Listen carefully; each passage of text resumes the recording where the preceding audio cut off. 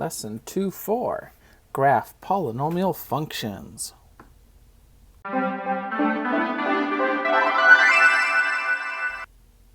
So what is a polynomial function? Well, we're going to deal with ones in one variable, which means there's one variable.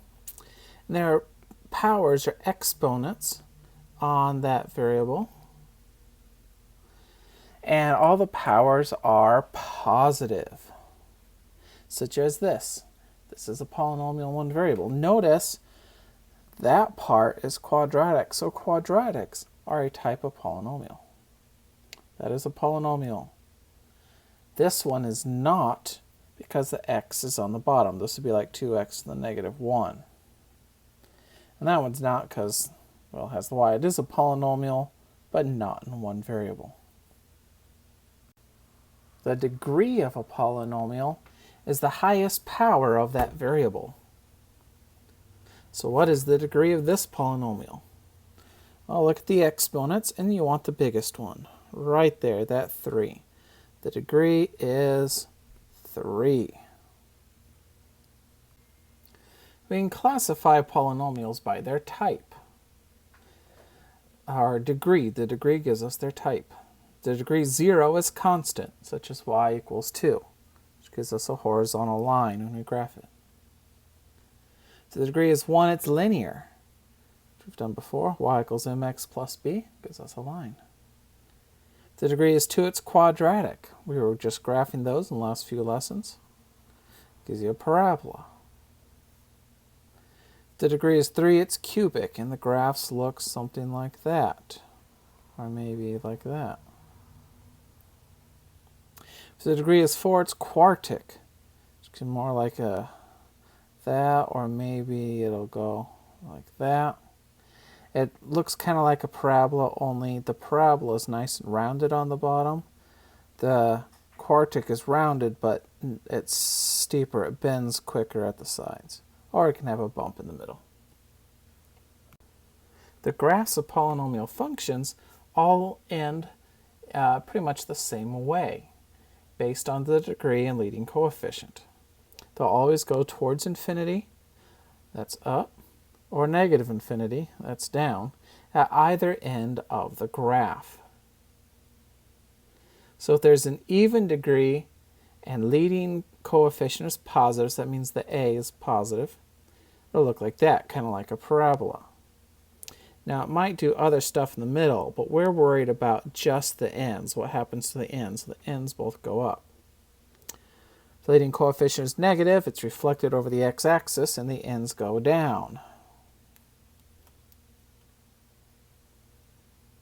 If it's an odd degree positive leading coefficient, the left end goes down, but the right end goes up.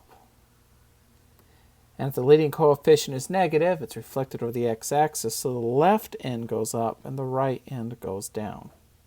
So for end behavior, we're just looking at the ends. All right, so to graph polynomial functions, you're just going to make a table of values. Make sure you include negatives also, unless it's like a word problem when negative numbers when it makes sense. Plot all your points, so you need a big table, plot a whole bunch of points, and make sure the graph matches the appropriate end behavior. You can use your calculator to make that table of values to do it quickly. All right, so let's graph this polynomial. Notice the degree is 3, right there. And that is the leading coefficient. That's just a 1 in this case. The 3 is the odds. The leading coefficient is 1, which is positive. So if I go back to that table, degree 3, leading coefficient 1 looks something like that. So I'd expect the left side to go down and the right side to go up. I'm going to graph this by making a table of values. So let's put in my function x cubed plus 2x minus 4. If you want to see a quick graph, hey, it looks generally like that. Remember though, to put it on your paper, you need a table. I'm going to put it over here so I can graph, see my points. Notice the y values here are all very large.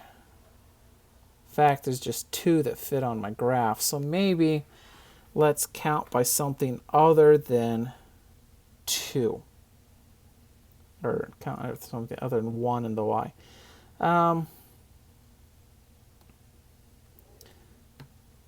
Well, to make life interesting, why don't we count by 5s?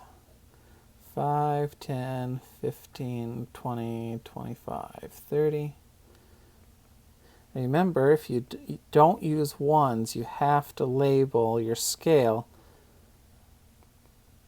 Otherwise, it is assumed you're doing 1s. In the x, I'm just going to go by 1s. Ooh, can we do that? Yeah, you can do different things in the x and the y as long as it's labeled. All right, so I go up to 30, so I don't want anything between 30s. All right, so it looks like -2, -16. -1, -7, 0, -4, 1, -1, 2 and 8, 3 and 29. All right, so we can't cross the next x line because like here on -3 would be -37, so I'm actually going down there.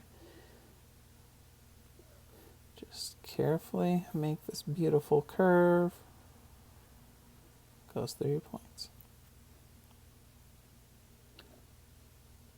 Now, does that match the end behavior? The left side's going down, right side's going up. Looks good. So important features of a graph include x-intercepts, which are the points where the graph crosses the x-axis, like here, there, and there. Turning points are the local maximums and minimums, where it turns from going up to going down. That would be like here and there. Those would be the turning points. So a polynomial function, if the degree is n, can have at most n-1 turning points. So for cubed, my graph that I drew up there is cubed, it would have at most 2 turning points. Calculus will let you find the turning points easily. Well, we're not doing calculus, so we're just going to look at them and read them from the graph. So what are the x-intercepts and the turning points? All right, let's start with the x-intercepts. It's where it touches the x-axis right there. So that's -1. Actually, we'd probably call it -1, 0, because that's the point. And that point is another one, just 2, 0.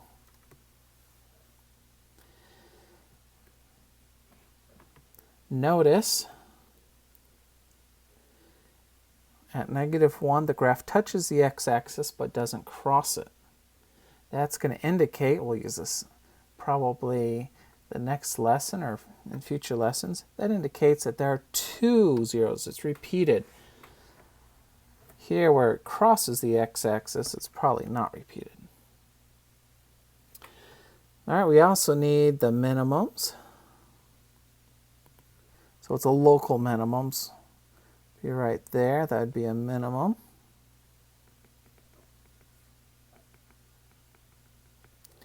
So that looks like it is 1, -4. And then a maximum would be right there. It's the highest point in the area. Be -1, 0. I know this point's higher than that one, but it has points higher than it. We want just the highest point in a little area. That's a maximum. A local maximum or a local minimum. All right, let's put it together. Let's graph this and estimate the x-intercepts and turning points. So this is degree 3, which is odd. Leading coefficient is the 1, because it's 1 times x cubed.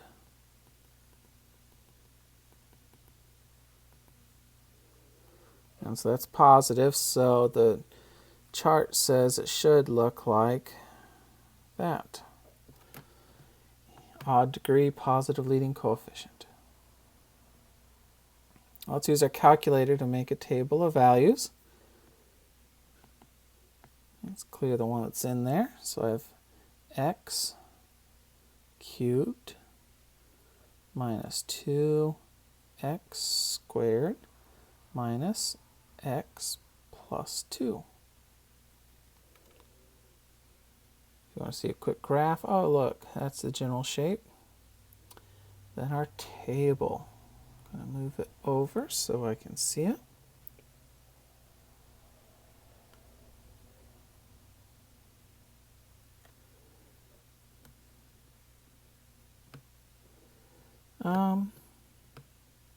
Let's go by 2's.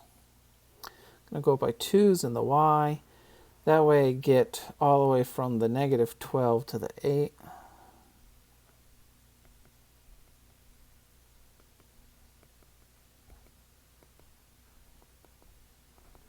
Then I'll go by 1's in the x.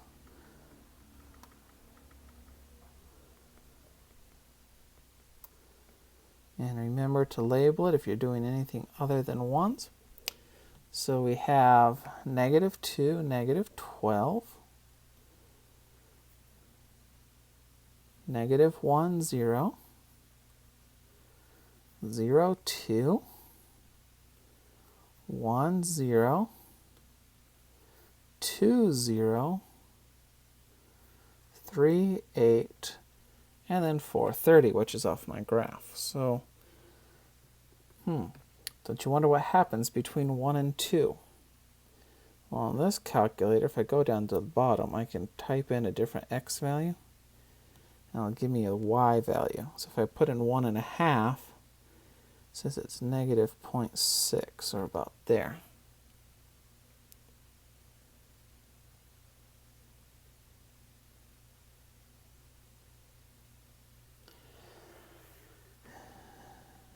So,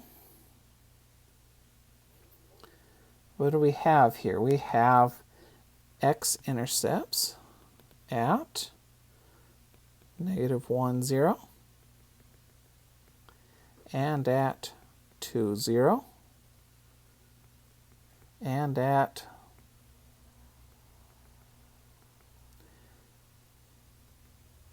1, 0. We have a maximum about there, roughly 0, 2, and we have a minimum down here, roughly 1.5, and it said it was negative 0.625 on the calculator. But that's an estimate. Your calculator can actually find these exactly. If I go to the graph and I hit OK, I can find, say, the maximum. And it says our maximum is really negative 0.215, comma 2.113. And I could find the minimum, which is really 1.549, negative 0.631. And we could find the zeros. So I have negative 1, 0, 1, 0, and 2, 0.